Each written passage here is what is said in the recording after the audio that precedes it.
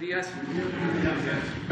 Bueno, el día de hoy nos da mucho gusto el poder informar al pueblo de México que con la colaboración muy entusiasta y fraterna de empresarios, industriales, distribuidores de alimentos, comerciantes, se ha logrado un acuerdo para que la iniciativa privada y el gobierno llegaran a un acuerdo, a un compromiso para enfrentar el problema inflacionario, el aumento en los precios, la carestía. Ya hemos hablado en otras ocasiones que la inflación, que es un fenómeno mundial provocado sobre todo a partir de la guerra en Ucrania, es un problema que están enfrentando pues prácticamente todos los países del mundo. Nosotros hemos podido detener el crecimiento de la inflación con un control en los precios de los combustibles, un subsidio a las gasolinas, al diésel, y esto ha ayudado mucho. Tenemos poca inflación en energéticos, pero en alimentos, aun cuando no ha sido mucho el incremento, sí nos está afectando, nos está llevando a que se pierda poder de compra, poder adquisitivo en las familias, en la gente, lo que es la economía popular. Y todos sabemos que es muy importante controlar la inflación porque es un impuesto que afecta mucho y afecta más a los que tienen menos ingresos. Podemos estar aumentando salarios, puede aumentar el ingreso de las personas, pero si hay inflación, pues se reduce el poder de compra. Entonces tenemos ese desafío, ese reto, pero afortunadamente contamos con el apoyo de este grupo de empresarios, de industriales, de comerciantes, que ante el llamado que se les hizo, acuden y de manera ejemplar se comprometen a ayudar. Ahora vamos a ver en qué va a consistir este plan, se va a explicar por parte del secretario de Hacienda, Rogelio Ramírez de la O, y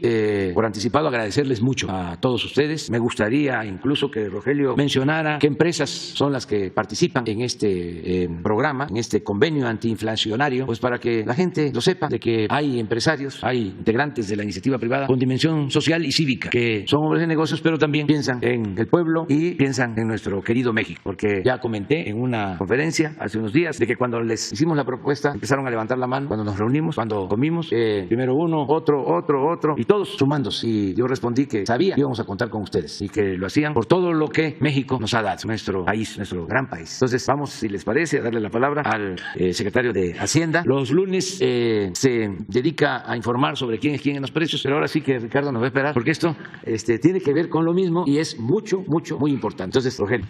Buenos días a todos. Buenos días, señor presidente. Gracias. Acuerdo de apertura contra la inflación y la carestía. Por el aumento de inflación mundial, México ha recibido un impacto, entre otros, en los costos de materias primas, agrícolas y energéticas.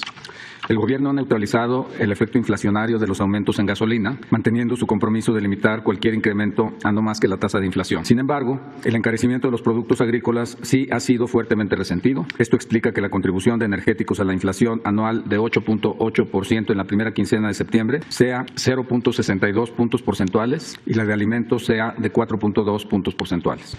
A diferencia de Estados Unidos, en donde la inflación es de demanda, en México es de oferta. Por esa razón, la mejor respuesta consiste en producir más alimentos y reducir costos regulatorios y logísticos por parte del gobierno y los productores para fortalecer esta oferta de alimentos. Las empresas aquí representadas y el gobierno federal hemos analizado conjuntamente esta situación como digna de máxima atención para el momento inflacionario y llegado al siguiente acuerdo. 1.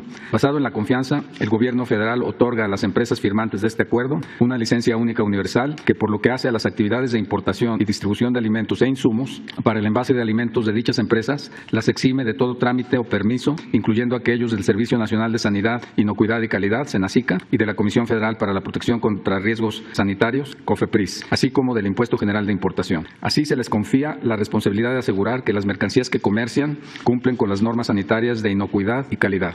Durante la vigencia de este acuerdo y en el marco de la licencia, la autoridad suspenderá la revisión de toda regulación que se considere impide o encarece la importación e internación de alimentos y su movilidad dentro del país. Esto incluye aranceles, barreras al comercio exterior no arancelarias y otros requisitos para su ingreso y circulación nacional. Con esta licencia, las empresas se comprometen a llevar a cabo la verificación necesaria que asegure que los alimentos e insumos que se importen y distribuyen sean de calidad y se encuentren libres de contingencias, tanto sanitarias como de cualquier otra índole. Punto 4, no había mencionado los puntos. El gobierno mantendrá su política de contención al precio de los combustibles y electricidad establecida desde diciembre de 2018. Adicionalmente, congelará las tarifas de las autopistas concesionadas al Fondo Nacional de Infraestructura, FONADIN, Martín y a Caminos y Puentes Federales, CAPUFE, hasta el 28 de febrero de 2023. La autoridad atenderá con el interés de fortalecer la producción nacional los casos de productos alimenticios que requieran de soluciones particulares para sobreponerse a situaciones de competencia desleal, ciclos de consumo, restricciones al comercio o alguna otra que no sea factible de superar por la propia empresa y que afecte la oferta de alimentos. El Gobierno hará énfasis adicional en su programa de fortalecimiento de la producción nacional de aquellos granos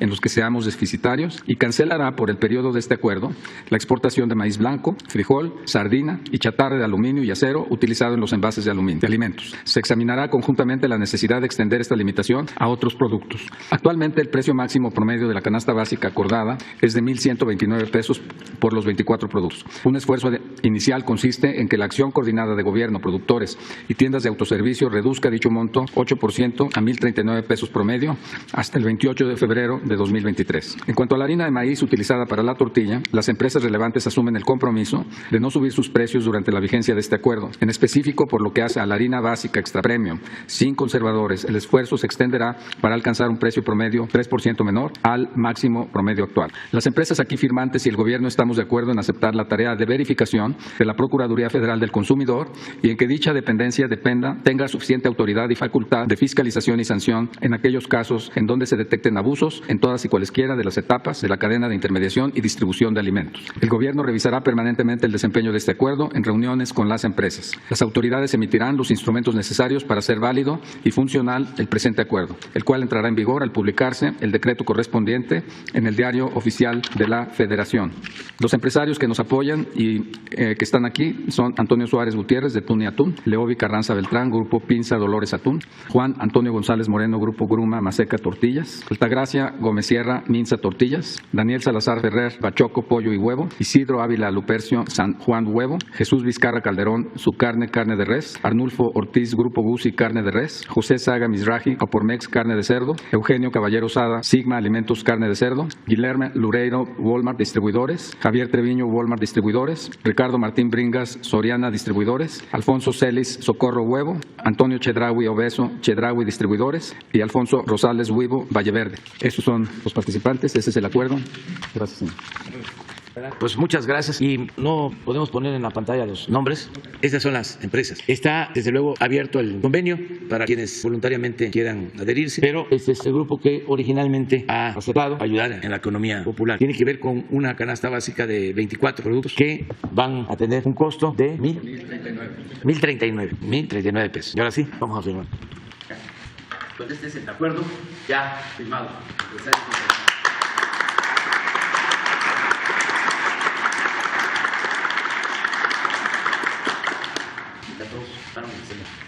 Si como desean, ¿por qué no vienen aquí? Nos tomamos una foto.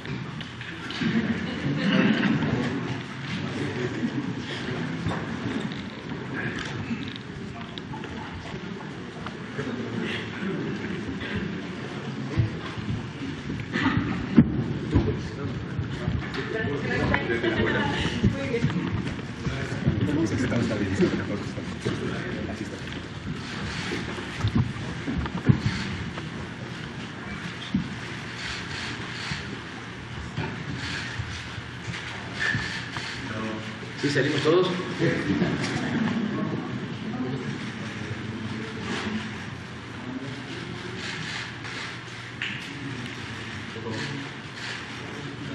Muchísimas gracias. Muchas gracias.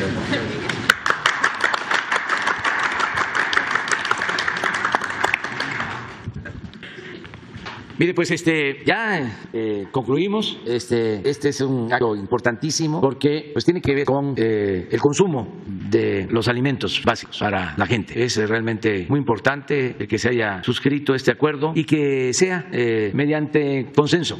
Un acuerdo. No hay imposición, no hay ninguna medida coercitiva. Fue pues a partir de convencer y de persuadir y por la voluntad de ustedes de ayudar. Entonces esto va a tener un efecto muy positivo. Nos va a ayudar, estoy seguro, a partir de ahora para ir controlando la inflación. Ya logramos este propósito. No aumenta el precio de las gasolinas, no va a aumentar aumentar el precio del diésel, no aumenta el precio de la luz y no aumentan los precios de alimentos básicos. Esa es la esencia de todo. Y vamos a seguir impulsando la producción de base, porque entre más producción, entre más oferta, menos inflación. Eso está demostrado. Vamos a seguir apoyando el campo, vamos a anunciar medidas de apoyo a productores, más siembra de maíz, más siembra de frijol, de arroz, de básicos, precios de garantía para que el productor vea compensado su esfuerzo, su trabajo, fertilizantes a precios accesibles. En muchos casos, para 2 millones de productores pequeños se van a entregar de manera gratuita los fertilizantes. Ese es otro plan para reforzar todo esto que estamos haciendo. Es también importante el que se les entregue la licencia para que ustedes puedan, si se necesita, importar ya sea alimentos o insumos y que no tengan que padecer por el viacrucis que significa hacer trámites en distintas dependencias, algo que no solo padecen ustedes, sino padecemos también nosotros aquí en el gobierno, porque hay que estar haciendo trámites y hay que simplificar todo para que esto no nos afecte. Entonces esa licencia también va a ayudar mucho para que tengamos libre comercio y haya competencia y podamos de esta forma garantizar buenos precios. Muchas gracias, la verdad, en nombre del gobierno que represento. Estoy seguro que lo van a ver muy bien los mexicanos y adelante. Yo quiero pues liberarles ya de la responsabilidad o el que estén aquí, que sea voluntario, porque viene ahora la sección de preguntas y respuestas y a veces se pone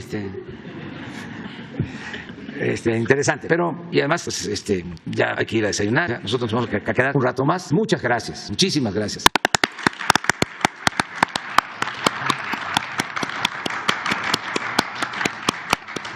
Ya nos quedamos aquí con las compañeras y los compañeros de los medios.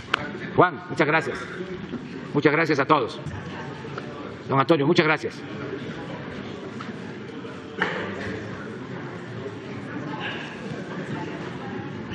Ustedes si se quieren quedar, si quieren, ustedes están acostumbrados. No tienen problema. Sí.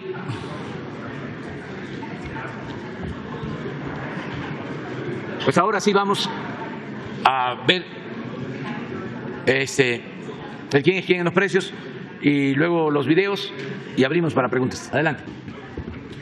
Gracias, señor presidente. Muy buenos días a todas y a todos ustedes. ¿Quiénes quieren el precio de los combustibles? La semana pasada el precio promedio de la gasolina regular fue de 22 pesos por litro, el promedio de la Premium 24 pesos con 11 centavos por litro y el del diésel 23 pesos con 52 centavos por litro. La mezcla mexicana de petróleo el 29 de septiembre ya por abajo de los $80 el barril, a $77 con 79 centavos el barril. Por lo tanto, el incentivo fiscal a la gasolina regular del 72.8% que se va ajustando conforme va bajando también el precio del petróleo, 53.7% el incentivo al combustible premium, a la gasolina premium y el 100% al diésel, que es el combustible que más impacta a la distribución y producción de alimentos. Las 3 marcas más careras en la semana pasada, Redco, Chevron y Arco, y las 3 que fueron aliadas de los consumidores, ExxonMobil, G500 y Orsan. Vamos a ver en cada una de las 8 regiones quién fue el que dio más caro con el margen más alto y en el caso de la gasolina regular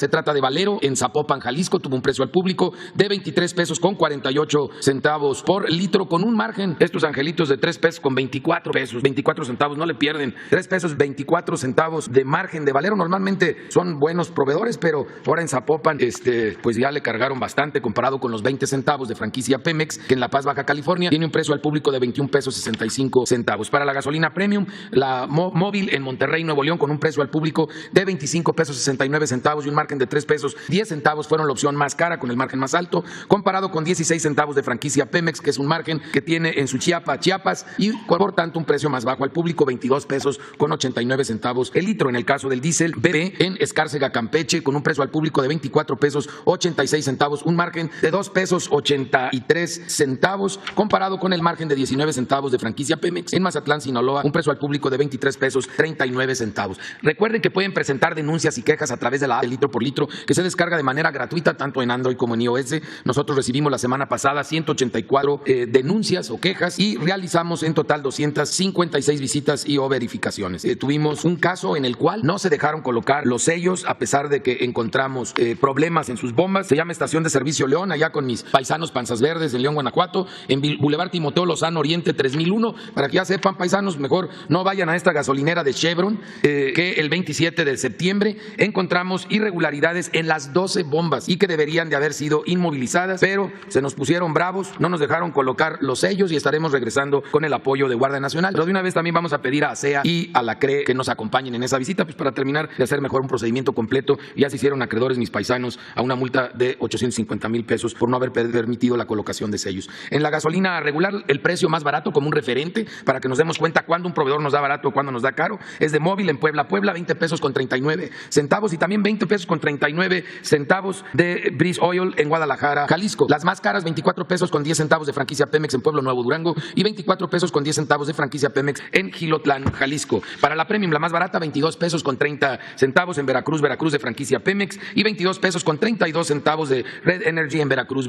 Las más caras, 26 pesos con 89 centavos de Naucalpan, Estado de México, de la Shell, para variar, les encanta dar caro en esta zona del Valle de México, y 25 pesos con 99 centavos de G500 en Tlanepantla, Estado de México. Para el diésel, la más barata, 22 pesos con 19 centavos de franquicia Pemex en Veracruz, y 22 pesos con 20 centavos de Móvil en General Pánfilo Nájera en Zacatecas. Las más caras, 26 pesos con 99 centavos de Winstar en Cuauhtémoc, Chihuahua, y 25 pesos 99 centavos por litro de Pemex en Navolato, Sinaloa. Y también seguimos realizando la verificación de los servicios sanitarios, que es un servicio que se aprecia y que no se cobre y que mantengan limpio los baños. Vamos ahora al gas LP, en donde el precio internacional convertido a pesos y convertido a kilos el 28 de septiembre fue de 22 pesos con 75 centavos, mientras que el promedio de las 220 regiones en que se divide el país fue de 22 pesos con 43 centavos por kilo, ya muy pocos centavos abajo del precio internacional, prácticamente a la par por la baja que ha venido teniendo el gas LP a nivel mundial. Y ese mismo día, 12 pesos con 14 centavos el precio internacional por litro, 12 pesos con 11 centavos el promedio de las 220 regiones en México, 3 centavos abajo del precio internacional en ese corte. Tenemos todavía ejemplos en Veracruz, en Puebla y en el Estado de México, por abajo del precio máximo de su región. Gas de Huastuco en Huatusco, en Puente Nacional, Veracruz, tiene un precio al público de 11 pesos con 80 centavos, mientras que el precio máximo en esa región es de 12 pesos 55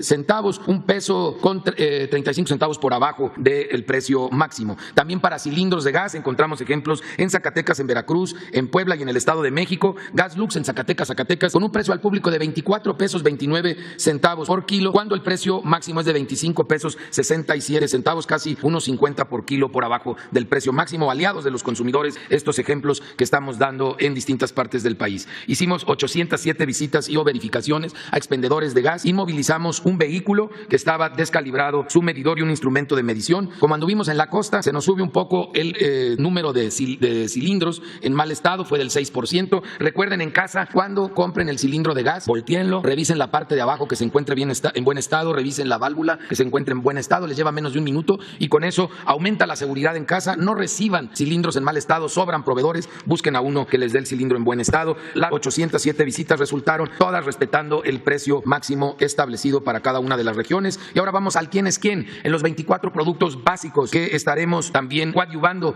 a verificar en campo. Y recuerden reportarnos cualquier anomalía al teléfono del consumidor 55 55 68 8722. Todas y todos somos los mejores verificadores por parte de Profeco y del gobierno federal de que se cumpla este convenio que se acaba de firmar y además de que no se cometan abusos en el mercado. Pueden ver claramente cómo ha venido quedando la canasta de precio promedio alto y precio promedio bajo, claramente por debajo del índice nacional de precios al consumidor para bebidas y alimentos. Vamos a verlo ahora en las 4 regiones, quién es el proveedor que ha dado más barato y cuál es el que ha dado más caro. Tenemos en la semana pasada que Walmart en Metepec, Estado de México, tuvo esta canasta, estos 24 productos para una semana, para una familia de 4, en 1,121 pesos con 90 centavos, todavía por arriba la semana pasada de los 1,039 que se acaban de determinar. Y Fresco en La Comer en Cuernavaca, Morelos, tuvo el mismo paquete a 959 pesos con 50 centavos y ojalá se siga manteniendo así por abajo de los 1,000 pesos. En la zona centro-norte tenemos el ejemplo del precio más alto en Walmart, en Guadalajara, Jalisco, a 1,158 pesos los 24 productos y los mismos 24 productos en Mega Soriana, Guadalajara, en Zapopan, Jalisco, a 1,032 pesos con 70 centavos. Nos vamos ahora a la zona norte, en donde H-E-B en Tampico, Tamaulipas, tuvo el paquete en 1,183 pesos con 75 centavos, mientras que Fuentes Mares en Chihuahua lo tuvo en 994 pesos con 8 centavos. Por último, en la zona sur-sureste, Chedraui en Solidaridad, Quintana Roo, tuvo el paquete a 1,125 pesos con 60 centavos, mientras que Bodega Aurrerá en Tuxtla Gutiérrez, Chiapas, lo tuvo a 1,012 pesos con 10 centavos. Muchas gracias. Vamos a los videos. Tren Maya, reporte de avances, 3 de octubre de 2022. En el tramo 1 avanza la construcción de la estación del Tren Maya en Escárcega, Campeche. Tendrá una superficie aproximada de 5.000 metros cuadrados y contará con sala de espera, taquillas, cafetería, local de artesanías, stand turístico, sala de juntas y cuartos técnicos. La estación de Escárcega será estratégica porque conectará los tramos 1, 2 y 7 del Tren Maya. En Palenque, Chiapas, sigue la descarga y almacenamiento de rieles, lo cual registra un avance de 75% de las casi 30.000 toneladas de riel requeridas. En el tramo 2, continúan los trabajos de pasos inferiores vehiculares a la altura de los municipios de Calquiní y Tzibalché, lo que garantizará conectividad entre localidades y seguridad en los cruces del tren y vehículos. En Tzibalché también sigue el armado de un paso de fauna y los trabajos del terraplén. En el tramo 3, cerca del municipio Chocholá, Yucatán, avanza la soldadura de riel. En el sitio se unen correas de 22 rieles equivalentes a 537 metros de largo para el proceso de soldadura. Posteriormente se realiza el esmerilado, que es el acabado final que marca la norma internacional. En el tramo 3 se han efectuado soldaduras en más de 16 kilómetros de vía conformadas por 2 rieles. En el tramo 4 continúa la llegada de balasto a Puerto Progreso, Yucatán. En fecha reciente arribaron 2 viajes con un total de 32.600 toneladas de balasto para su distribución en diferentes tramos. En la localidad de Santa María Tuz, municipio de Guaymas, también en Yucatán, sigue la construcción de un paso inferior vehicular con la colocación de estructuras prefabricadas. En la planta de Ciudad Sagún, Hidalgo, sigue la fabricación de trenes con el uso de tecnología europea para la elaboración de partes primarias, las cuales son cortadas con láser. El Tren Maya avanza. La Comisión Nacional del Agua informa el avance en la construcción de la presa Santa María, Río Baluarte, Sinaloa. La presa tiene un avance físico del 63.7%. Se concluyó la construcción de la losa de piso del túnel 3 y se realiza el revestimiento de concreto utilizando el equipo denominado Jumbo. En la cortina se continúa con la colocación de diferentes tipos de materiales, de los cuales se lleva 2.520.000 metros cúbicos de un total de 7.750.000. Así como la fabricación de bordillos, la colocación de concreto en el plinto y la colocación de material en la ataguía aguas abajo. Asimismo, se trabaja en la colocación de concreto en las losas de arranque, en la parte inferior de la cortina aguas arriba. En el vertedor 1 se trabaja en la colocación de concreto en la cubeta deflectora, así como cimbra, armado de acero y concreto en los muros de gravedad de la margen derecha. En el equipamiento electromecánico del túnel 3 se fabrica la tubería de presión que será colocada como obra de toma y desagüe de fondo, concluyéndose a la fecha los abocinamientos con 9 metros de tubería para ambos sistemas. A la fecha, se han generado 3.638 empleos en la construcción de la presa. Muy bien, vamos. Bueno, vamos. Las rifadas. 2 mujeres, 2 hombres. Empezamos contigo. Buenos días, presidente. Compañeros, Beatriz Contreras Castillo, de la revista Polemon. Presidente, el día de ayer se realizaron las elecciones en Brasil y bueno, pues preguntarle cómo ve el panorama ahora para América Latina, si se está dando pues un nuevo viraje a la izquierda o qué opina de lo que sucedió el día de ayer. Bueno, primero felicitar a todos los brasileños, nuestros hermanos, porque fue una jornada democrática, ejemplar. Ya quedó atrás el tiempo aciago de los golpes de Estado, del tomar el poder por la fuerza. Ya en Brasil y en toda América es la vía democrática la que predomina. Eso es muy importante. Pueden y deben de haber diferencias, pero la manera más conveniente de resolver las distintas formas de pensar, las posturas políticas, es a través de la democracia, de las elecciones. Que sean los ciudadanos siempre los que decidan libremente. En ese sentido, fue un ejemplo la elección en Brasil, en terreno de lo democrático. Esto es muy importante. Ustedes no escuchan ninguna queja, no se menciona la palabra fraude. Se dan a conocer los resultados. Apenas van cerrando las mesas, todo es transparente y todos aceptan el resultado. Ese es también el propósito nuestro hacia adelante, porque México padeció de falta de democracia. Habían imposiciones, fraudes, no se respetó durante mucho tiempo la voluntad del pueblo. Entonces tenemos que ir hacia allá, seguir consolidando la vía democrática. En lo particular, pues felicité ayer a quien ganó la primera vuelta. Lula obtuvo alrededor del 48% de los votos, el presidente Bolsonaro el 43%. Sin embargo, ellos tienen un sistema electoral de 2 vueltas. Cuando un candidato no obtiene más del 50%, hay una segunda vuelta. Ya solo participa el primero y el segundo lugar. En este caso, de 8 o 10 candidatos, ya quedan 2, es Lula y el presidente Bolsonaro. Y esa elección se va a celebrar a finales de este mes, ya se decide. Y es también muy importante el observar cómo se votó en Brasil, que esto suele pasar en otros países. En el norte votaron más a favor del presidente Bolsonaro y en el sur más a favor de Lula. Así fue, ¿no? Sí, pero vi una información, y Río también, pero sí está muy diferenciado. Y también tiene que ver con el nivel económico de las personas. Creo yo que la gente de menos recursos votó por Lula. Puedo estar equivocado, pero eso es lo que observé. Es interesante cómo empieza el conteo y seguramente llegan primero los votos de las ciudades, de las zonas más cercanas, y aparece el presidente Bolsonaro con 5 puntos arriba y va transcurriendo el tiempo. Van llegando más informes o van reportando la llegada de más resultados y empieza a cambiar de tener 5 abajo.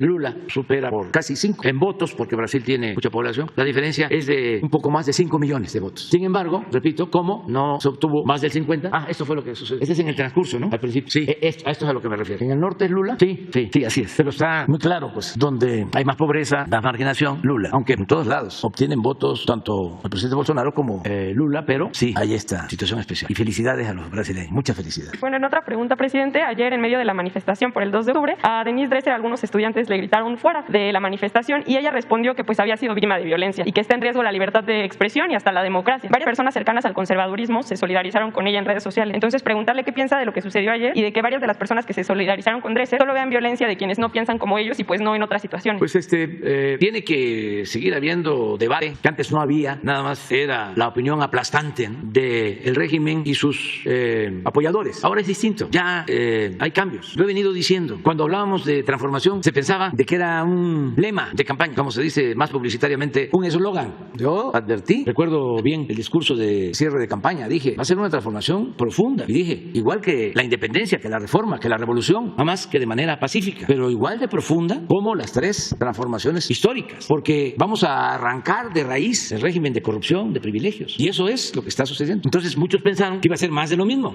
Acuérdense que ya habían engañado en el 2000 hablando del cambio y fue más de lo mismo. Algunos dicen hasta peor. Fue lo que se conoce como gatopardismo, eso que consiste en que las cosas en apariencia cambian para seguir igual. Y ahora no, pero eso les cuesta aceptarlo y además como se sienten ofendidos porque pues ya no tienen los privilegios que tenían en el régimen anterior, en el antiguo régimen, pues hay molestia. Siempre he dicho que no es porque se les haya afectado en lo económico solamente. Hay un grupo que sí está molesto porque antes no pagaba impuestos, todavía se daban el lujo de echarle la culpa a los de abajo, que si no había recaudación era porque existía el comercio ambulante o la llamada economía informal y que ellos no pagaban impuestos, cuando lo cierto es que los de mero arriba, los que obtenían más ingresos, no pagaban impuestos o se les condonaba y crearon incluso un sistema de facturaciones falsas y hacían lo que querían. Entonces esos sí están molestos también los que recibían dinero del gobierno, periodistas, dueños de medios de información, intelectuales, orgánicos, incluso hasta científicos o pseudocientíficos y también integrantes de las organizaciones sociales que recibían dinero del gobierno, organizaciones campesinas, obreras, defensores de derechos humanos. Entonces como todo eso se terminó, pues están molestos. Quienes recibían contratos porque tenían influencias en el gobierno. Entonces todo ese dinero que se repartía a diestra y siniestra para que le aplaudieran a los gobernantes, para que les quemaran incienso a los gobernantes, pues ahora se está utilizando para apoyar a la mayoría del pueblo, para que haya pensión a los adultos mayores, para darle preferencia a los pobres, para atender a los jóvenes. Es un cambio, una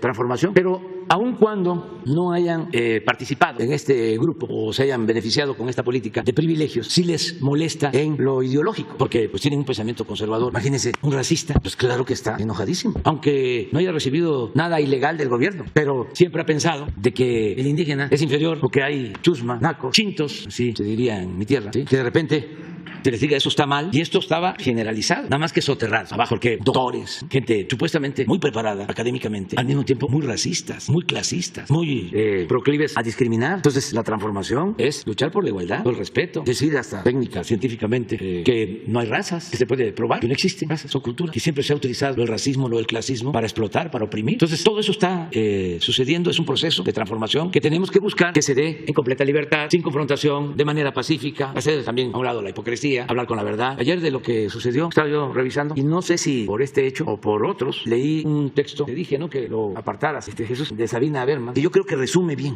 lo que está sucediendo. Podemos estar de acuerdo o no, pero yo siempre he insistido en esto porque nos pasa a todos. La ingenuidad de la derecha. Dominan Twitter. Eso también es relativo, pero bueno, dominan Twitter. Sin duda las mesas de análisis de los medios de comunicación. Ahí sí, vean una mesa de análisis en Televisa, en cualquier medio de información, las radios y todo, todos en contra de nosotros. De repente hay uno, creo que Epigmenio es una vez a la semana, ¿no?, que el consigo para que haya equilibrios. Pero en general, todos en contra. Que caigan a gritos cuando opinas fuerte de los dogmas neoliberales. Y sorpresa, en la calle es al revés. O sea, eso es lo que está pasando. Porque así era antes. La calle no importaba. Decían, el pueblo no existe. La política es asunto de los políticos. Nosotros somos los expertos, los que tenemos capacidad para analizar la realidad. Y el pueblo no está preparado para la democracia. Ese es el pensamiento conservador. Entonces, pues no, ya esto cambió. Se queda uno sorprendido del nivel de análisis, la profundidad de mucha gente, de millones de mexicanos. Tienen más capacidad que muchos intelectuales políticos. Entonces, eso es lo que está sucediendo. Entonces debe de continuar el debate y procurar que haya respeto y también no maniqueísmo o hipocresía. Maniqueísmo pues es el ver las cosas en blanco o negro, buenos o malos, y también no a la hipocresía, no solo quejarnos cuando nos conviene o cuando nos cuestionaron a nosotros y guardar silencio cuando no nos conviene, ¿no?, opinar, quedarnos callados, que no haya hipocresía, porque eso también es muy recurrente. Está en un debate, yo me acuerdo de eso en tiempos pasados, y está uno debatiendo, oye, pero no me grites, no te alteres, me estás gritando, no te estoy gritando, me estás ofendiendo, no me insultes, no no. Entonces es ver la paja en el ojo ajeno y no la viga en el propio. Eso es muy de la derecha, de la hipocresía. Pero pues vamos a seguir adelante. La compañera y luego... Buenos días, señor presidente. Sandy González, periodista de Quintana Roo, Canal 5 TV, 107.7 igual. Tengo 4 preguntas que hacerle, si no es inconveniente. La primera es acerca del Sindicato Único de Trabajadores del Estado de Quintana Roo, el cual pues se ha convertido en el negocio más lucrativo. Esto debido a que Roberto Pott lleva 14 años lucrando con ello, sin permitir ahora sí que la entrada de otro líder, y es que la agrupación le ha servido para juntar una considerable fortuna y adquirir con ello importantes predios costeros, tanto en Cancún, Playa del Carmen y Chetumal. Documentos oficiales del gobierno anterior exponen que Roberto Pott recibía 499,000 pesos mensuales, esto por concepto de asociaciones civiles y sindicatos. Destaca también otro apoyo más en el rubro de subsidios por un monto de 375,000 pesos bimestrales, todo esto a nombre de Roberto Leonardo Pott Vázquez. Asimismo, se denuncia que las cuotas sindicales no han entregado cuentas a sus agremiados, por lo que se estima que estas cuotas sindicales entre FETCG y SUTAGE obtienen más de 90,000 pesos quincenales. Los gastos de defunción tampoco han sido nada claras, ya que ha habido decenas de trabajadores que han perdido la vida y no les han dado ningún peso a sus familiares. Ha utilizado el sindicato para otorgarle plazas a sus allegados, amigos, así como familiares durante estos 14 años, y pese a este tráfico de influencia, nepotismo, impunidad y corrupción, los gobiernos del Estado lo siguen apoyando.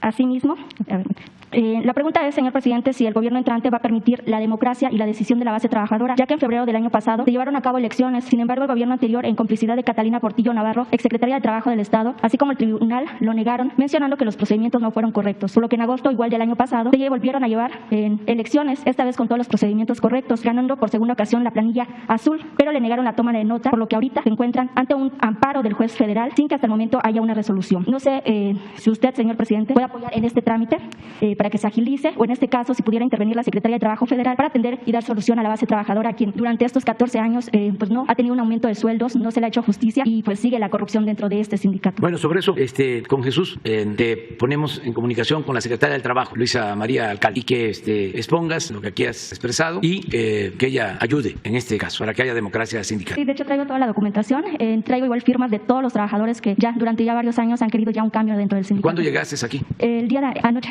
Entonces, ya que estás aquí, que hoy mismo te atiende. Perfecto. La siguiente pregunta, señor presidente, si ha considerado la solicitud que durante varios años viene pidiendo el exgobernador Mario Ernesto Villanueva Madrid, en la cual pide se le otorgue la prisión domiciliaria, indulto total y libertad en proceso. Cabe mencionar que pues Mario Ernesto Villanueva ya es un adulto mayor de 74 años de edad y sufre de una enfermedad pulmonar riesgosa. Esta solicitud también la hizo llegar al Cabildo de Tulum, esto a cargo del presidente Marciano Zulcamal, donde por mayoría de votos, el 14 de septiembre, los regidores aprobaron el exhorto y que se le hará llegar a usted durante esta semana, me comentó el secretario general de ese ayuntamiento. Bueno, pero ya Mario está en su casa, ¿no? Sí, sin embargo, se le ha comentado que él tenía que volver a prisión debido a que ya se había acabado la prisión domiciliaria que tenía él. No, también lo vemos, pero desde hace como 2 o 3 años se resolvió por parte de un juez que él estuviese en su domicilio y creo que va a continuar así. No tenía yo información de que regresara a prisión. Claro, corresponde al Poder Judicial, pero lo vamos a ver nosotros. Perfecto, gracias. Al principio, me acuerdo, no quería salir porque quería que eso también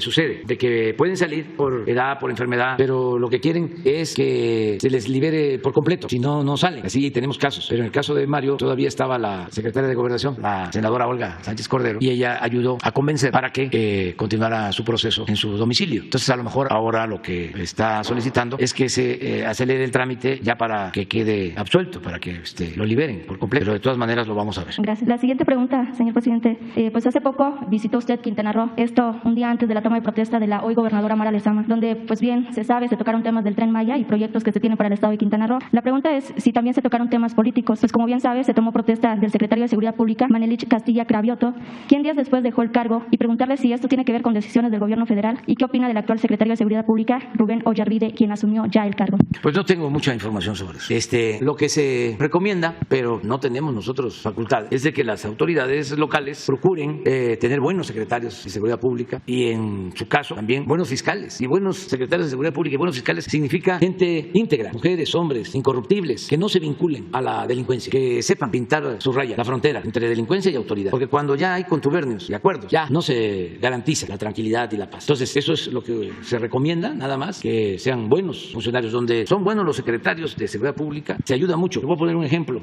El secretario de Seguridad Pública de Yucatán lleva como 2, 3 gobiernos. Estuvo secretario de Seguridad Pública, creo que en 2 gobiernos gobiernos del PRI y ahora está con el PAN. O así, lleva 12, 18 años y ha hecho buen trabajo. Bueno, no sé últimamente, pero cada vez que voy allá se habla bien. Y digo, no sé últimamente, pero puedo rectificar. Creo que sí está haciendo un buen trabajo por los resultados. Porque, a ver, pon cómo está Yucatán en delitos. Tenemos ahí, ese es un ejemplo. Un buen secretario de Seguridad Pública. Lo que ayuda. Claro, no es solo él, son también los gobernadores, los policías, el trato a los policías, la gente. Mire, Yucatán, pero esto es el fin de semana. Así estuvo el fin de semana. El viernes, 73 homicidios. El sábado, 67 y el domingo, 77. 7 estados sin homicidios. Yucatán, 1 el fin de semana. Miren allá, desgraciadamente. Pero esto es el fin de semana. ¿Por qué no pones la de lo que va del año? No, homicidios o delitos o por estado.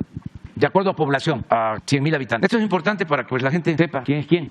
Miren, pero este es homicidio. Pero lo mismo, que este es un delito donde no hay cifra negra, porque se tiene que denunciar o se tienen que levantar las actas correspondientes. Y miren, Yucatán, Baja Sur, Aguascalientes, Campeche, Coahuila, Durango, Tlaxcala, Querétaro, Nayarit, así va. Y los que tienen más, Guanajuato, Baja California, Michoacán, Estado de México, Jalisco, Chihuahua. Entonces, y a ver dónde está Quintana Roo, miren, está a la mitad de la tabla. Entonces, sí es muy importante el secretario. Ahora viene un ejemplo de procurador o fiscal. Miren cómo está Guanajuato y miren cómo está Veracruz. Bueno, aquí se cambió al fiscal. Y en Guanajuato sigue el mismo fiscal, ya va para 20 años. Pero como pertenece a un grupo muy poderoso, no lo cambian. Y desde luego, qué facultad del gobierno de Guanajuato, no solo del gobernador, sino del Congreso. Entonces sí es muy importante quienes ocupen cargos de seguridad pública, de fiscalía. Eso es lo que te puedo comentar. Ya por último, señor presidente, pues sabemos que usted es una persona que cumple y sigue al pie de la letra los estatutos de la Cuarta Transformación y la austeridad. Sin embargo, en el municipio de Felipe Carrillo Puerto, la alcaldesa María Hernández solo ha aplicado la austeridad para el pueblo y la transformación para su bienestar. Pues hoy se pasea en una camioneta de 2,5 millones de pesos en uno de los municipios más pobres de Quintana Roo, teniendo 88 comunidades con muchas carencias, donde los ciudadanos demandan y exigen día a día la falta de patrullaje, la presencia de elementos policíacos, la falta de maestros y escuelas, la necesidad de médicos y medicamentos, así como la falta de alumbrado público y de bacheo de estas 88 comunidades. Y ellos mismos han mencionado que después de su campaña pues no ha dado presencia en estas comunidades. ¿Qué municipios? Felipe Carrillo Puerto. Felipe Carrillo Puerto. Bueno, pues ya hiciste la denuncia. Gracias. Muy bien. A ver, no pongan esta otra para ser más justos, porque esta tiene que ver con 100,000 habitantes. Entonces es Colima, que tiene pocos habitantes y tiene homicidios. Baja California, Chihuahua, Zacatecas, que tiene menos población pero más homicidios. Guanajuato, Morelos, Sonora, Michoacán, Guerrero, Quintana Roo, y esa es la media. Pues vamos a aprovechar para informarles que hubo un enfrentamiento ayer en Jalisco, muy difundido en las redes, muy lamentable también que esto suceda. Según el informe preliminar, querían secuestrar a una persona y los, ¿cómo se les llama? Custodios, escoltas, que no me gusta eso de guardaespaldas. Los escoltas del señor se enfrentaron al grupo que quería secuestrar y empezó una balacera y intervino el ejército, que avisaron al ejército. Eso es muy importante subrayarlo. Si no se permite al ejército intervenir en asuntos de seguridad pública, en esa balacera el ejército no podría intervenir. A veces antes, cuando no se le permitía al ejército intervenir en temas de seguridad, porque constitucionalmente estaba impedido, podían estar asaltando a una persona enfrente de un batallón y no participaban, porque legalmente estaban impedidos. Ahora sí participan y intervinieron. Lamentablemente hubo una persona que perdió la vida, heridos de los dos grupos, tanto de los escoltas al señor que querían secuestrar como de los agresores de la delincuencia. Sí. Entonces hoy seguramente se va a informar ya sobre esto. Sí fue muy lamentable este asunto. Parece que es un empresario que se dedica a la compra-venta de vehículos, pero vamos a esperar el informe. Eso es lo que puedo comentar. ¿Mande? ¿Los escoltas eran de la Ciudad de México? No tengo información sobre eso. Sí sé que fue entre escoltas y este grupo que quería supuestamente secuestrar al señor. Se habla de una organización que actúa ahí en Jalisco. Sí, creo. Muy bien. Buenos días a quienes nos ven y nos escuchan. Soy Carlos Pozos, reportero de La Molécula Oficial, columnista de la revista Petróleo y Energía. Buenos días a los funcionarios públicos que nos acompañan. Usted como hombre del sureste, presidente, antes de mis preguntas quiero hacer una solicitud respetuosa. La semana pasada se habló aquí del maestro Carlos Pellicer. Mi solicitud es pedirle respetuosamente al término de esta conferencia que se pudiera interpretar o el próximo viernes la canción de Salvador Manríquez, Soy del Infierno Verde. Esa sería la solicitud que le haría respetuosamente. E inicio con mi primera pregunta. Presidente de todos los mexicanos, hemos conseguido el listado parcial de la empresa mexiquense Impacta Exteriores, contratista del gobierno del Estado de México, donde se demuestra que a lo largo y ancho del territorio mexiquense, la señora Alejandra del Moral tapizó las calles y avenidas y carreteras con su imagen. Con ello es una clara violación y flagrante a la legislación electoral por parte de la Secretaria de Desarrollo Social del Estado de México, Alejandra del Moral, quien ha gastado 50 millones de pesos en 300 espectaculares. Mi portal La Molécula Oficial publicó el pasado domingo 20 de septiembre en exclusiva las pruebas de la documentación del dispendio realizado a costa del dinero de los mexiquenses, copia la copia de la cual aquí tengo y se la puedo entregar a Jesús Ramírez para que se turne a las instancias correspondientes y se proceda conforme a sus instrucciones, señor presidente. La pregunta es, señor presidente, ¿considera usted importante que la bancada de Morena en el Congreso mexiquense cuestione al secretario de Gobierno, Luis Felipe Puente, al secretario de Finanzas, Rodrigo Jarque, y a la misma secretaria de Desarrollo Social, Alejandra del Moral, sobre este atraco al bolsillo de los mexiquenses para la fabricación de candidatos chatarra en el Estado de México, como usted aquí lo ha referido? Bueno, yo pienso que los tiempos han cambiado y que las elecciones en el Estado de México, en Coahuila, se van a celebrar con legalidad, con transparencia, que no va a haber fraude. Y hay que seguir insistiendo en que todas las autoridades, todos nosotros, sea un presidente municipal, un gobernador, un presidente de la República, todos hagamos el compromiso de que no se utilicen recursos públicos, que no se utilice el presupuesto para favorecer a ningún partido ni a ningún candidato y que se deje en libertad a la gente. Nada de repartir despensas, frijol con gorgojo, o comprar votos, o utilizar los programas sociales o de bienestar, que se deje a los ciudadanos en libertad. Yo pienso que se va a lograr. Ahora se dio el ejemplo de Tamaulipas. No podía estar más compleja la situación en Tamaulipas y ayudó mucho a la gente. Ese proceso de transición, de cambio en Tamaulipas se le debe al pueblo de Tamaulipas, porque salió a votar, participó. Es como lo de ayer, guardadas las proporciones, en Brasil. Y desde luego estamos hablando como de 120, 130 millones de votantes en Brasil, Tamaulipas menos, pero también con un grado de complejidad muy especial. Y se salió adelante. No va a ser lo mismo Coahuila, el Estado de México, y yo pienso que van a ser elecciones limpias, libres, y además existe la autoridad. Ya es delito grave el fraude electoral. ¿Qué es delito grave? Que pueden ir a la cárcel quien cometa un delito electoral y no tiene derecho a fianza. Pero desde luego hay que presentar denuncias. Existe la Fiscalía Electoral, que depende de la Fiscalía General de la República. Pues toda esta es información que hay que transmitir, porque antes no existía ni era delito grave. No estaba tipificado como delito grave el fraude electoral. Ahora sí. Entonces presentar todas las denuncias. Pero yo estoy optimista. Yo pienso que vamos a seguir avanzando en materia democrática. Se va a ir consolidando la democracia. Esta pregunta... Y lo de la música, sí, la tenemos. ¿Cómo se llama? Soy del Infierno Verde. Esta segunda pregunta, presidente... Del paraíso, del Edén. Pero bueno. Esta segunda pregunta, presidente, quisiera usted me la respondiera como comandante supremo de las Fuerzas Armadas. Inicio. Frente a la campaña del cártel del periodismo sesgado y tendencioso, que los doblan, según Alejandro Moreno, a jergazos, pero Alejandro lo dice con B, pues como ellos son Dóriga, Ciro, Marín, de Mauleón, Ricardo Rocha, Loret, Aristegui, Dresser, Aguilar Camín, Trujillo, José Cárdenas, Martín Moreno y muchos más, han querido construir una narrativa falsa y una percepción de que el país se quiere militarizar, que el ejército actual es un represor, que fracasará la investigación del caso Ayotzinapa, que usted es el rey del cash, esos mismos que defienden lo indefendible, presidente. El doctor Jorge Lumbreras, experto en seguridad nacional, recuerda que 5 presidentes de la República establecieron públicamente que las Fuerzas Armadas deberían participar en la seguridad pública contra la delincuencia organizada porque se necesita y nadie dijo nada. Han pasado 30 años donde las Fuerzas Armadas han participado en etapas de seguridad y jamás se dudó de la institucionalidad, lealtad y su compromiso de las Fuerzas Armadas. Se intenta ahora poner orden institucional, jurídico a lo que se venía haciendo. La iniciativa de 46 páginas que se envió y que mañana, martes 4 de octubre, el Senado volverá a subir al Pleno la minuta de dictamen que busca ampliar del 2024 al 2028 la presencia de las Fuerzas Armadas en funciones de seguridad a través de la Guardia Nacional,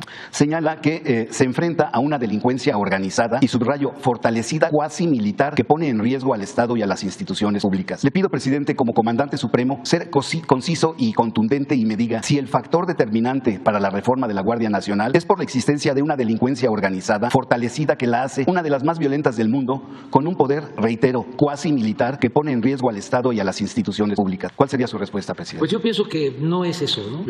No es que las organizaciones de la delincuencia, lo que llaman la delincuencia organizada, esté presionando para que el Ejército y la Marina no participen en labores de seguridad pública. Más bien, yo lo veo como un asunto politiquero. No es que haya interés en un gobierno estatal o en quienes puedan tener vínculos con la delincuencia organizada y estén haciendo una campaña para que no se permita al Ejército y a la Marina participar en seguridad pública. Es un asunto de legisladores y de los partidos de oposición que yo creo que se equivocaron, lo digo con todo respeto, aunque todavía pueden rectificar. Es de sabios cambiar de opinión y sí, en efecto, mañana, y además ya lo han hecho algunos legisladores de partidos de oposición que de manera, vamos a decir, independiente, sin someterse a la línea de los partidos, actuando más en representación del pueblo, están a favor de que siga ayudando el Ejército y la Marina en labores de seguridad pública. Y es algo que yo veo todos los días. Hablamos de este ejemplo, ¿no?, de ayer, de Jalisco. Pero hoy en la mañana me entrega un informe, a ver si nos los pasa, la secretaria de Seguridad Pública, Rosa Isela Rodríguez, que va en mi representación al cambio de gobierno en Aguascalientes. Le comenta la nueva gobernadora, que quiere el apoyo de la Guardia Nacional y del Ejército. Y es una gobernadora que acaba de triunfar representando al Partido Acción Nacional. Entonces nos está pidiendo esto, pero los líderes de su partido están en contra de lo que ella me está solicitando. Ahorita van a ver el informe. Entonces es un asunto ni siquiera, puedo decir, político. Por eso digo politiquero, que hay que levantar el nivel en casos que tienen que ver con la seguridad pública, donde está de por medio la vida de las personas. ¿Cómo decir no? Solo porque no queremos que ninguna iniciativa, sea cual sea, se apruebe. Pero pueden cambiar y hay que esperar, ¿no?, que esto suceda. De todas maneras, nosotros vamos a seguir insistiendo porque es necesario. Imagínense, si no contamos con el apoyo del Ejército, de la Marina, si la Guardia Nacional no se consolida, pues entonces sí tendríamos problemas. Solo que quieran que acomode el lugar, aumenten los homicidios y aumenten la violencia para quedar mal, ¿no?, para que el gobierno quede mal, para que nos vaya mal. No, ellos tienen que ir aceptando de que nosotros no vamos a fallarle al pueblo, no vamos a incumplir con nuestra responsabilidad de garantizar la paz, la tranquilidad. Y vamos avanzando. Por eso también ayer que me preguntaron que si íbamos a presentar una denuncia sobre el hackeo, pues no, el que nada debe, nada teme. Estoy seguro que todo eso que hackearon ya se ha dicho, hasta lo de mi enfermedad ya se había dicho, y hasta faltó, he dicho más cosas. ¿Qué faltó? O sea, ¿Qué faltó? ¿Qué faltó? Porque tengo otros achaques y que ya estoy chocheando y pero que tengo la fortaleza suficiente y sobre todo las convicciones y el amor al pueblo para concluir mi tarea de sentar las bases de la transformación de México. Y pueden sacar lo que quieran, que el cash, el rey del cash, cualquier cosa, nada más no me meto en cuestiones personales, sentimentales, ¿no? O sea, eso no me corresponde. Pero cuestionamientos y ataques, hasta insultos, no. Tengo un escudo protector que es mi ángel de la guarda, es el pueblo y mi autoridad moral. Y eso también para los jóvenes, para los que quieren dedicarse al noble oficio de la política, actuar con rectitud, no ocultar nada, para que de esa forma se tenga protección. Y la honestidad es lo que estimo más importante en mi vida, pero al mismo tiempo pues eso ayuda. Imagínense que hackean a la Secretaría de la Defensa y sale de que se ordenó fabricar delitos o reprimir o torturar. No, gravísimo, eso sería gravísimo, pero nunca, jamás. Y eso sería traicionarnos a nosotros mismos y no somos iguales. De que estoy enfermo, pues eso es de dominio público, pero ahí estoy. O sea, todavía estoy bateando arriba de 300, todavía. Me pichó Venezuela y le saqué el bat y es el tirabuzón. Viene así, se cae. Que por cierto, va muy bien nuestro paisano Julio Urías. Y ya, de una vez, mi pronóstico. Por él, por Julio, y porque se trata de Los Ángeles, donde están muchos paisanos nuestros, voy Dodger, para la Serie Mundial. Bien, y finalmente, esta pregunta quisiera me la contestara porque el juez Francisco Javier Rebollo frenó el nuevo modelo educativo de la SEP. Y hablando en materia de educación, la maestra Elbester Gordillo le da la semana antepasada una calificación reprobatoria a la nueva titular de la SEP, a Leticia Ramírez, y a la política educativa del país de la Cuarta T. Y Gordillo dice que se equivocó con usted porque lo apoyó electoralmente en su búsqueda a la presidencia. Usted había dicho en una pasada mañanera que habría una invitación a la exlideresa del CENTE a presentarse aquí a este ejercicio de comunicación circular. Y ahora que la maestra Elbester regresa a la política y que está en todo su derecho, la pregunta es, presidente, ¿usted le volvería a reiterar la invitación para que acuda a una mañanera y nos diga la verdad si tiene la intención de recuperar la dirigencia del Sindicato Nacional de Trabajadores de la Educación y por ahí nos revele Elbester Gordillo su ayuda al fraude electoral en el 2006 con Felipe Calderón y también con Peña Nieto? ¿Le haría usted la invitación? No nos metemos en eso. Tiene todo su derecho a manifestarse, a expresarse. Ya hemos hablado del tema en otras ocasiones y todo el mundo puede dar su opinión y no hay censura. Y aprovecho para decir que no tuvimos absolutamente nada que ver si se suspendió el programa de Radio Fórmula de Ricardo Rocha. Nada, absolutamente. No, por eso lo estoy mencionando. No lo hacemos por principio contra nadie. Pero además, aun cuando en los últimos tiempos Ricardo tiene una opinión distinta de nosotros, inicialmente él nos abrió espacios cuando estaban más cerrados los medios. No se me va a olvidar nunca que cuando las protestas en Tabasco, en los pozos petroleros, él estaba todavía en Televisa y fue de los pocos que me hizo una entrevista. Esto allá como en 1995. Y luego cuando nos cerraron todos los medios, él nos daba espacio en un canal de Azteca. Entonces, contra nadie, ni contra Loret, ni contra nadie, menos contra Ricardo Rocha. No tenemos nada que ver, absolutamente. Jamás le he pedido al dueño de un medio de comunicación que censure un periodista. Jamás. Y sí han habido insinuaciones. Y la respuesta es no. Y después de que no se le dio lo que se le solicitó, pues se fue hasta con la RACI. Pero eso es otro asunto. O sea, ya tiene que haber pluralidad. Si lo que sucede, y es un cuestionamiento fraterno a los dueños de los medios de información convencionales, es que deberían de cuidar los equilibrios. Pero, como decía Sebastián Lerdo de Tejada, la prensa se regula con la prensa se controla con la prensa. No tiene por qué el Estado meterse. Una recomendación es busquen equilibrio, porque van perdiendo auditorio, porque ya hablamos, la gente está muy despierta, muy consciente, muy avispada. Entonces, si todo es en contra, si no hay equilibrio mínimo, vean las mesas de análisis, 10 mesas de análisis en radio y en televisión, todos en contra, no hay objetividad. Entonces, pues suelen ser muy aburridas, ¿no? Estar escuchando lo mismo y lo mismo y lo mismo. Claro, tienen todo el derecho de expresarse, de manifestarse, toda la libertad. Eso de Ricardo lo quería comentar para que no se vaya a malinterpretar. Y si él tiene pruebas, ¿sí?, de que fue por una indicación del gobierno, del presidente, que las presente. Tiene como un año que no recibo, que no hablo con el dueño de Radio Fórmula. Y si es en periódicos, si escriben en el Universal, no he hablado con el señor Ilio Ortiz desde que soy presidente, y un poco antes, o sea, como desde hace 5 años. No cruzo palabras con él. Entonces, no nos metemos nosotros a eso. Buenos días, presidente. Leobardo Hernández, de Diario Portal de Toluca, Estado de México. Mi primera pregunta es sobre el caso de San Juan Atzingo. Los miembros de la comunidad denuncian tala clandestina en la zona y falta de protección al área natural protegida de las lagunas de Zempoala. Dicen que ellos la conocen, de hecho, como una zona natural desprotegida. En este sentido, ellos se han reunido con autoridades ambientales, tanto estatales como federales, sin recibir respuesta desde agosto, pero han denunciado esto durante 20 años aproximadamente sin ninguna respuesta de ningún gobierno, ¿no? La pregunta que le quiero hacer en este momento es si está dispuesto a responder esta situación, a informarle a la Secretaria de Medio Ambiente, y también si es posible informar qué operativos y qué resultados ha habido en contra de los delitos ambientales, pues también denuncian que en junio pasado hubo algunos, pero no hubo ningún tipo de detenidos. En este sentido también solicitan la declaratoria como zona de emergencia y, si es posible, la llegada del programa Sembrando Vida a la región. Bueno, pues vamos a pedirle a la Secretaria del Medio Ambiente que los atiendan, que tú nos ayudes para que ella los reciba y se les apoye. Ese es el compromiso, que es una causa noble y justa. De acuerdo. Que les puedas comentar que los van a recibir la Secretaria. Entonces me pongo en contacto con las dos partes. Gracias, presidente. Y la segunda cuestión era precisamente acerca de los programas sociales. Las Secretarías de Desarrollo Social de los estados se han convertido pues en centros de contención o centros de compra de elecciones. Estoy hablando específicamente del caso del Estado de México, donde en el ejercicio principalmente del salario rosa, en sus diferentes derivados, en 2019 hubo una observación por parte del órgano de fiscalización estatal por 1.500 millones de pesos, y en el ejercicio de 2020 fue de 2.500 millones de pesos. En este sentido, la cuestión o la pregunta es si usted estaría dispuesto también a promover algún tipo de reforma o algún tipo de convenio donde sea, dado que ahora es derecho de todos los mexicanos desde la instancia federal recibir un apoyo social, que los estados apoyen más a los programas federales para evitar este tipo de subejercicios, porque incluso los padrones pues están alterados con personas que no existen, pues lo de siempre, ¿no? En este tipo de ejercicios, o se supeditan pues a un ejercicio meramente de grupos, ¿no? Como en los viejos tiempos. Digo, Estado de México es como 1970, ¿no? Donde tú votas, te doy programas, y si no, pues no hay, ¿no? Sí, yo te diría, pues yo creo que eso corresponde más a la Procuraduría Electoral, al maestro José Agustín Ortiz Pinquet, y nosotros le transmitimos tu planteamiento, y si también quieres verlo, nosotros ayudamos para que te reciba. Okay, pero en el ejercicio de los programas sociales no habría una manera para... No se puede, porque son instancias distintas y los estados son libres y son soberanos, y eso corresponde más tanto al Poder Ejecutivo del Estado de México como al Congreso local. Pero sí, la instancia federal, cuando hay elecciones, sí puede participar, aunque también es una instancia autónoma, no depende del gobierno federal, depende de la Fiscalía, que es una institución independiente, pero para eso se creó, para que se evite el fraude, se garanticen elecciones limpias, libres, que no se utilice el dinero del presupuesto para favorecer a partidos, a candidatos. Es un buen tema para atenderlo. Y si vienen ahora las elecciones en el Estado de México, pues ahí que se aplique la Procuraduría Electoral, lo mismo en Coahuila, qué bien que se está tratando el tema, pues, y aquí lo vamos a seguir tratando, y decirle a la gente también que denuncie cuando le condicionen un apoyo a cambio de un voto, porque también esto no es novedad. O sea, desgraciadamente esas eran las prácticas que imperaban, que dominaban, las listas para despensas, para vivienda, incluso hasta para obras. Si hace falta el agua, pues sí, va a haber agua, pero necesitamos que votes por este partido, este candidato. Si votas, que cumplimos y se construye el pozo y el tanque de almacenamiento y la red de distribución. Si no, olvídate. Así muchas cosas. Yo llegaba a pueblos, me acuerdo, en Guerrero, allá en la montaña media,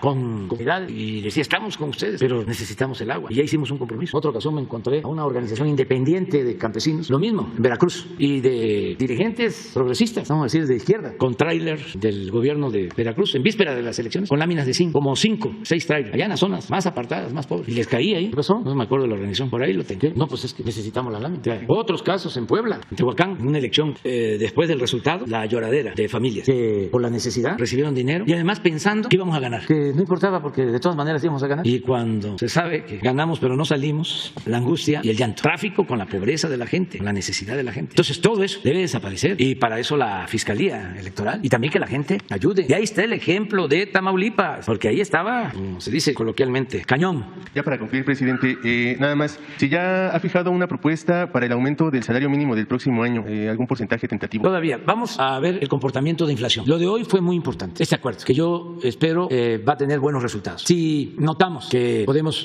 bajar la inflación, si hay una tendencia a la baja, ya podemos empezar al análisis sobre el aumento, el monto más que nada, porque sí va a haber aumento, pero el monto que tenga que ver con justicia y al mismo tiempo que no nos vaya a agravar la inflación, porque no se trata de decir tanto más y nos aumenta la inflación. Pues aquí medimos salario de acuerdo a lo que cuesta la tortilla, y el frijol y el arroz y el aceite y la carne de pollo y los huevos. Eso es lo que nos sirve, eso es lo real. Entonces vamos a esperarnos. Fue muy bueno el acuerdo de hoy. Yo estoy seguro que va a dar buenos resultados y vamos a seguir observando el comportamiento de la inflación mundial y haciendo lo que nos corresponde en el país. Es seguro, no aumentan las gasolinas, no aumenta el diésel, no aumenta la luz. Ya con esta canasta que tiene un precio de 1,039 pesos, que nos ayude la gente. Hay 3 distribuidores grandes que aceptaron, que firmaron: Walmart, Soriana y Chedraui. Esos 3 representan como el 80% de la distribución. Así es. Entonces, vamos a ver si la canasta se mantiene en los 1,030. Aquí vamos a estar viendo todos los lunes y los resultados del INEGI sobre inflación y a partir de ahí decidimos sobre salarios. Muy bien, vámonos a desayunar ya.